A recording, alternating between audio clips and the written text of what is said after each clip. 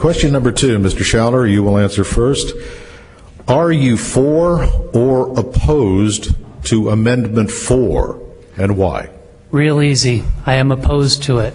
I don't believe that the average person has the time and effort to look at the intricacies of something like a land use plan. One of the reasons we have a democracy that elects the republic that we are in right now is to charge our leaders with doing just that, to lead, to make sure that they have the resources available to them to make the best decisions, like the review process, like agenda review, like staff, like meeting with the applicants, and pretty much the unlimited ability to ask questions and to make sure that you have the greatest knowledge. Most of us from day to day have our own jobs and we depend upon our leaders. That's the importance right now of electing somebody who has that ability to carry that torch for you and fairly and accurately represent you. Now, I hope we'll hear from Commissioner Santamaria tonight as to where his stance is on Amendment 4, because so far, one time he said at a forum he was neutral on the idea. Another time he filibustered you last night and didn't give his opinion yesterday afternoon. But if anybody hasn't seen it, just so you know, Commissioner Santamaria, back on July 26, has given $1,000 to Hometown Democracy. So I'd love to hear his answers as to why he supports it.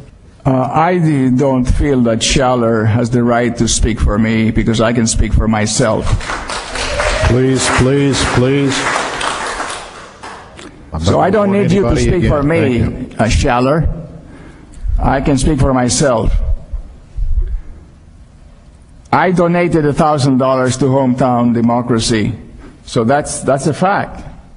But I have been consistent in the time that I've been asked that question, that I have played the same position as Thousand Friends of Florida. I am a member of Thousand Friends of Florida, an environmental group.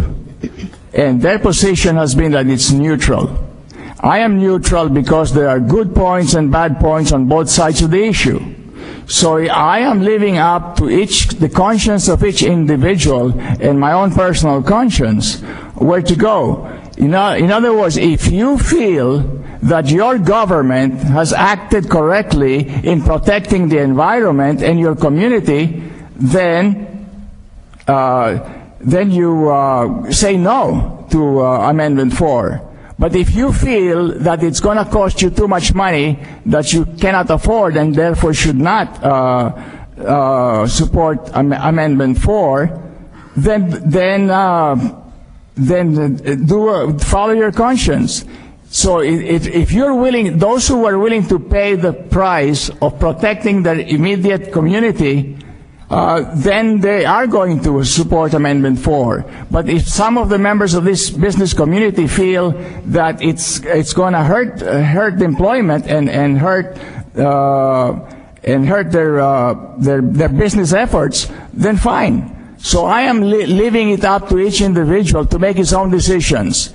And I am going to stand by that position. I personally have a neutral statement. Thank you.